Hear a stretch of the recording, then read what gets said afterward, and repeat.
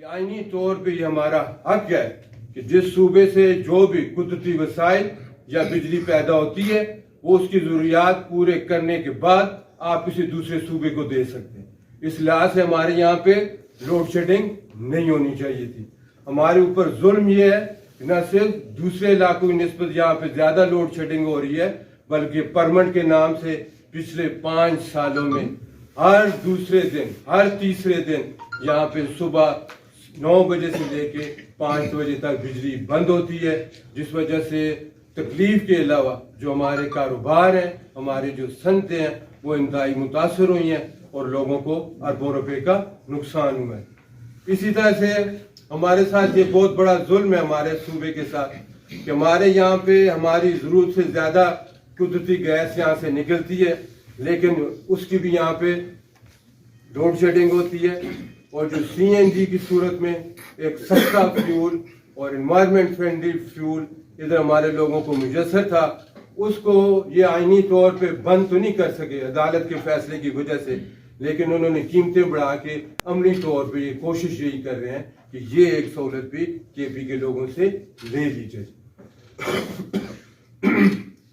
بے روزگاری اس وقت ہمارے پورے ملک کا مسئلہ ہے اور بے روزگاری کا جو ہمارا مسئلہ ہے اس کی وجہ کیا ہے؟ اس کی بنیادی وجہ یہ ہے کہ ہمارے یہاں جتنے بھی مقتدر حلقے ہیں جو ہمارے یہاں پہ حکمران ہیں انہوں نے صرف یہی ظلم نہیں کیا اس قوم پہ کہ اس کے وسائل کو ان لوگوں نے لوٹا ہے، بلکہ جتنا بھی لوٹ کا مال تھا یہ سارے اس ملک سے باہر لے گئے ہیں، جس کی وجہ سے نئی صنعتیں نہیں لگیں، نئے کاروبار نہیں چلے اور بے روزگاری یہاں پہ عام ہو گئی ہے.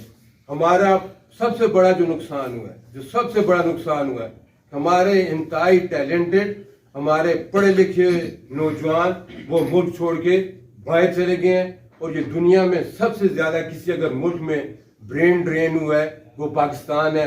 اور وہ کس وجہ سے کہ یہاں پہ میرٹ پہ لوگوں کی صلاحیت اور قابلیت کے مطابق نہ انہیں روزگار ملتا ہے اور نہ ان کے لیے ترقی کے موقع ہوتے ہیں. ہم انشاءاللہ تعالی ہر جگہ پہ میرٹ کو بحال کریں گے، میرٹ کے مطابق لوگوں کو عزت کے ساتھ وقار کے ساتھ ان کے حقوق ان تک پہنچیں گے. اور دوسری یہ انگریزوں کے دور سے یہ جو غلاموں اور حکمرانوں اور ان کے جو اعلیٰ ہیں ان 3 طبقات کی جو تفریق تھی اس تفریق کو ہم ختم کریں گے.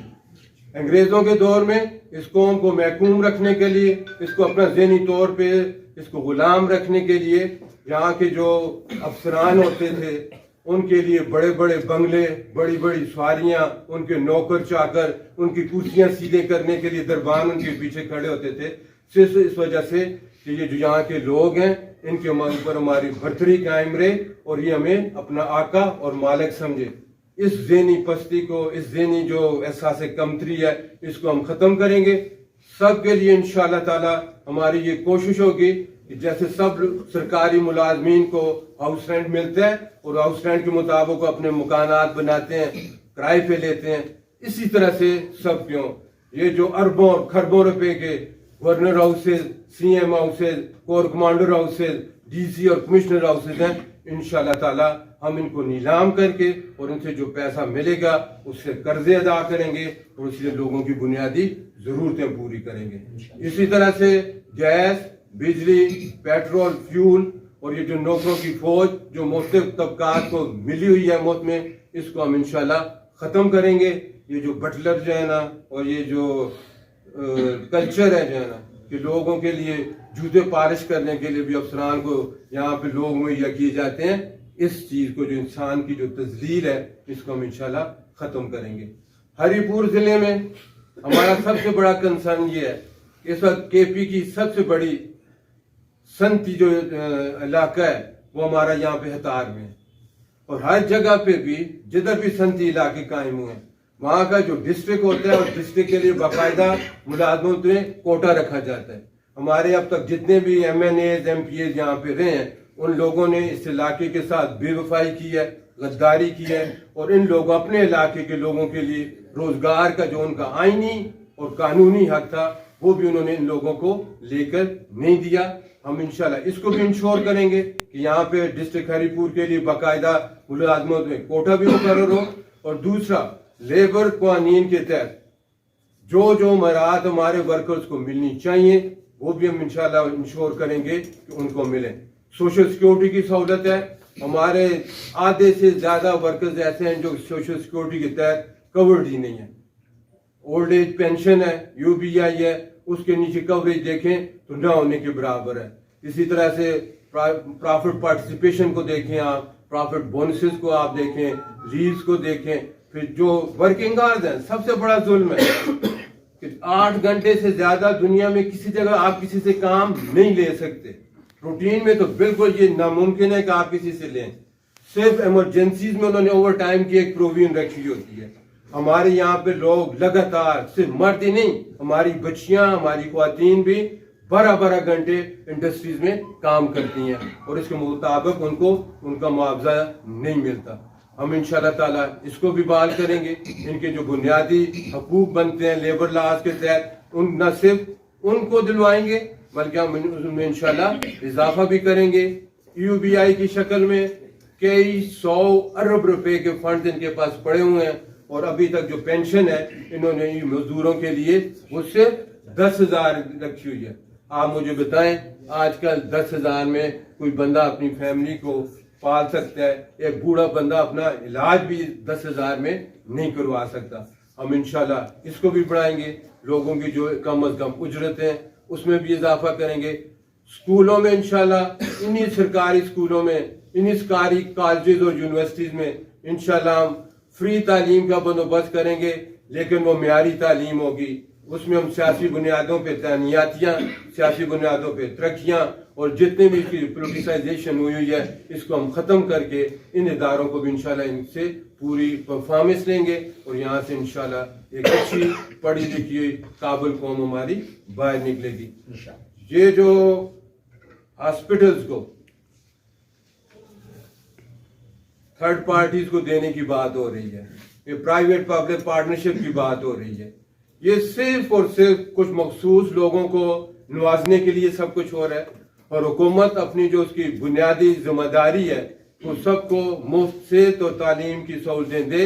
इस सेहत की अपनी सहूलतें न देने की वजह से इससे बचने के लिए इन्होंने ये नया ये धंधा शुरू किया है। हम इंशाल्लाह इसको भी रोकेंगे।